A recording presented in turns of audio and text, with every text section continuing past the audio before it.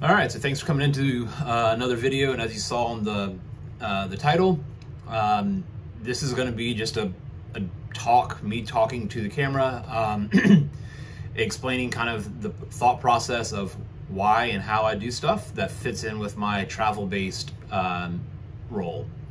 So again, I've been with Amazon for a little over 2.5 years. I've been in my same role for that whole duration, where I am a operations engineer and I am a remote employee. So I don't have a desk, so to speak. I work from home unless I am traveling to the active project. So that active project could be a short duration, 2-3 days at a time, or that could be many, many months in a row.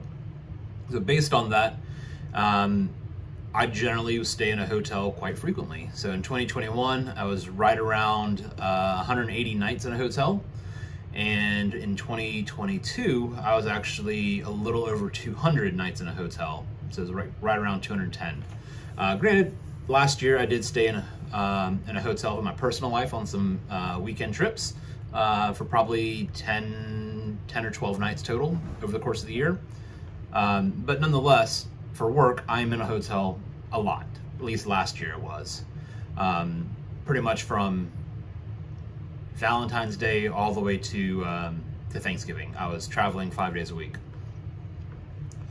So how to balance my personal life as well as my professional life while I'm away from home. Obviously, I don't have the ability to bring all the things that I would want with me.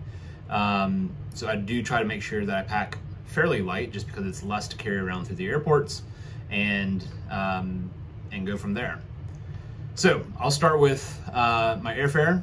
I'll start with my hotel, rental car, and then life in the hotel, or life while I'm on the road. So starting out with my airfare. So I live in the greater Raleigh area of North Carolina. So my home airport is RDU. RDU is actually a pretty great balance as far as options that you can take versus sorry, I lost train of thought. It's a pretty good balance as far as how small it is and how quick you're able to get from the curb past security into your gate, as well as the number of offerings that it does have to get from Raleigh to other sites or to other airports. So one of the things that's also helped is I have an Amex credit card through Delta. So that allows me access to the lounge. So if I did not fly enough and I didn't meet Diamond status, then I still have access to the Delta Sky Club lounges. So that allows me first thing in the morning or in the afternoon or evenings, whichever time I'm flying, is I can stop in quickly, have a more comfortable seat than just the regular terminal. I can get my laptop out on faster internet. There's generally hot and cold food, as well as beverages, some that you can pay extra for and some that are just complimentary. So that does save me money on my expense reports, as well as saving me time, stress, and energy while traveling. So in the mornings, I'll generally get to the airport 10-15 minutes before my boarding starts. Again, that's my comfort level. In my home airport, I know how long it takes to get through. That allows me 10 minutes to fill my water bottle up in the lounge, grab a bagel or something to eat, and then go ahead and walk to my gate. Yeah, that's pretty much it on the airfare. And again, I fly, if I can help it, I fly exclusively on Delta Airlines. Me being in the Southeast, I'm an hour from Atlanta, at least an hour flight from Atlanta. And from Atlanta, I can get to pretty much anywhere in the world. So that works well for me. If I did United out of Raleigh, I would probably have to connect in DC or in Houston, pretty much most places that I would go. If I did American, I'd have to connect in Charlotte. So I don't want to fly from Raleigh to Charlotte just to fly to Florida. It's not really helpful for me. But yeah, so that's kind of what I do on my airfare side of things. Then getting into the rental car. So I use National as far as my rental car of preference. It does help that National is also one of Amazon's preferred vendors for rental car, but I generally like National, or not National, I like National because it's pretty easy to get to Executive Elite, their upper tier status, which allows you to earn more rental credits pretty quickly.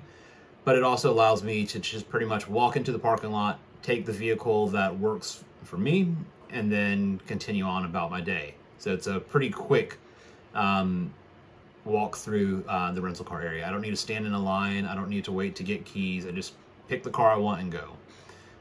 So if I have a lot of stuff with me, or I might be the driver for other people on my team that are coming out, then I might get a bigger car and I don't have to pay extra for getting a mid-size SUV. That's all within the same price tier. Or if I'm just by myself, I can get something smaller that's more economical and better on gas. And again, no change to the cost. If I'm going to drive from, let's say, Raleigh to Charlotte, a 2.5 hour drive, I'm not going to choose a car that I know to be a lot of road noise. I'm going to try to get a car that is a bit quieter and a smoother ride, just because I've learned that over those longer drives, road noise adds to my fatigue pretty quickly. So I want to make sure that I'm able to protect myself while I'm driving, especially if I'm needing to drive 2 hours plus, and that's considered work as well, that I need to make sure that I'm protecting myself as well as being a good steward of Amazon's money. So I don't want to make that I get tired. I don't want to make sure that I don't want to have to stop multiple times to take a break, just get out and stretch. I'd like to be able to be comfortable and move on. And National allows me that ability with no additional costs. So that's why I choose National. Then getting into my lodging. I try to stay at Marriott Bonvoy properties. Most places that I go have a Marriott property of some caliber, so not that big of a deal. So depending on where I am and what city I'm going to, I will look at what hotels are available, and I generally use a handful of different criteria to determine which specific hotel or which specific property that I want to use. So I will look at cost per night. I will look at travel time from hotel to my project. I will look at when the hotel was last renovated. I will look at what the fitness center on property has available. And then I also try to look at what the parking situation is. If parking is super easy and available, great, it's even better. If parking is valet only and it's $40 a night to do it, then that's probably not gonna be the best option, because that's gonna be a significant amount, like $160 over the whole week that I'm staying there. And that's just not necessary. So from that, again, cost, what is the cost per night? And Amazon has our target spend for that, and I try to stay within that as much as I can. Then getting into how far it is from site. Generally speaking, we don't put warehouses in booming, fun metropolitan areas. We put them a little bit further outside of the city limits, where real estate's a bit cheaper, and we can get lots of trucks in and out with less traffic. So I might have a better option in the city versus closer to the site as far as the quality of hotel, but again, that's also going to impact my travel time to the project. Within the travel time, if you are in a metro area, I generally look at which way the traffic normally will flow. So in the morning when I'm leaving the hotel and going to the project, am I going with traffic or am I going against traffic? So will it mean I have a 30-minute plus 20-minute drive with traffic involved, or will I just have that 30-minute drive, or even whatever the distance is? Is traffic going to add to my commute, or is it going to subtract from my commute? So I will use that to help determine which property is best for me. Hotel renovations, sometimes you're able to look at them and compare when the last time the room was done, like what type of outlets and amenities there are in the room. Do you have a small refrigerator for items?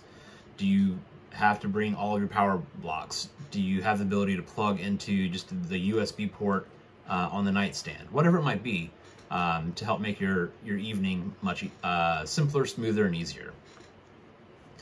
And then in the fitness center side of things, the fitness center is where I'm trying to spend at least 3 out of the 4 nights that I'm traveling. I'll try to spend those in the fitness center, whether I just take my iPad, throw it on the treadmill, and I walk for a TV show or something of that nature.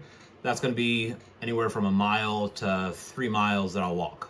So extra movement, extra energy that I'm going to expend. Or I might actually try to do something more intense or a higher energy workout. If the hotel does have the option, yeah, you can get a full normal gym workout in your hotel. I've actually stayed in a hotel in Dallas that had a legitimate full weightlifting area. So it had full free weights, bench, incline, flat bench, had a squat rack, had actually a deadlift platform, which was extremely surprising. It had 10 or so Peloton bikes, another 15 treadmills and ellipticals, and free weight and dumbbells that would go from 5 pounds all the way up to 80 pounds, which generally speaking at the hotels, if they do have dumbbells, 50 is kind of the top for a normal hotel. But again, all of these things you can look at and evaluate which is going to be the right choice for you. So again, now that I'm trying to become more fit and taking care of myself better, I am looking more on the fitness center side of things, which is what is going to be the best option for me. Again, I'm not able to go to my normal gym because I'm traveling, and we are not able to expense our gym memberships if we are going to go to a respective city for a long duration. So if I was going to go to, let's just say, Philadelphia for a project, and I know I was going to go in Philadelphia for 3 months in a row. I was going to be there Monday through Friday for 3 months straight. Well, it would be nice. I could just go ahead and sign up for a local gym that's close to the hotel or close to the project and be able to do that. However, I would have to then double pay for that hotel. I would then have to pay my home gym as well as my travel gym. So I'm not able to do that. Well, I can. I choose not to spend additional money on a duplicate expense. So that is why I try to look at what the hotel has to offer and help select it. Realize I've been talking for 13, 14 minutes straight already. Yeah, so once I've got my travel plans and I know where I'm going and for the duration that I'm going to be there, then it's wanting to make sure that I am taking the necessary steps to balance my work and personal life while I am actually traveling and on the road. Hey bud, what are you doing? My dog's laying at my feet right now. So what does that look like? Generally speaking, I try to follow like the 8:30-ish start time and go till roughly 5:30 as far as the end of the day. Granted, our projects are dynamic. We do change and stuff does change very quickly. But I try to call it normal working hours. And then for this year in 2023, I'm actually putting something on my calendar that will say Jordan to hotel. That allows me to get to the hotel, change, and get a workout in before going to dinner. So I can actually get a workout in for, call it 45 minutes to an hour. Then I can get food. And then I can actually be back in the hotel ready to go to bed before 9 o'clock. I think that's a fairly reasonable goal to have. And it allows me to make sure that I'm prioritizing myself. As in previous years, I've prioritized the job, and that's led to health issues for me. Whether it's weight gain or if it's me getting hospitalized in the ER 2 nights in a row with then an emergency surgery. None of those things are great. They're avoidable, and I need to make sure that I'm prioritizing myself to avoid future trips to the ER for something that's avoidable, really. Yeah, so I make sure that I'll take time at lunch to get away from the project, close my laptop, not look at work stuff for 30 minutes or so while I'm eating, and then come back, get back to what I was doing work-wise, and then making sure that I have a time that I'm actually going to be leaving the project to have that balance. The one thing that I have learned is what is the true impact to the life of the project. Again, this is a multi-week, multi-month project. What is going to be the real impact if I leave at 5 o'clock versus 6 o'clock? Really, there's not going to be that much, especially in the first 2/3 of the project. There's really not going to be that much of an impact if I leave at 5 versus 6 o'clock. So being that that's the case, why am I pushing myself to finish this task before I leave, as opposed to getting it to 80% and hitting a good stopping point, and then coming back and finishing that last 20% first thing in the morning? I've learned more about myself and the respective projects and our vendors on how to effectively manage that. So this year, I'll be able to protect myself more than I have in the past. Man, my dog really wants to play. Sorry about that. But yeah, so that's generally what I'm doing, what I'm targeting, what I'm trying to do for myself, just to make sure that I am going to lessen my load and remove barriers and roadblocks while I'm traveling for work and while I am on the road. So hopefully someone was able to grab at least one piece of information out of this that is helpful. But yeah, that's kind of what I do.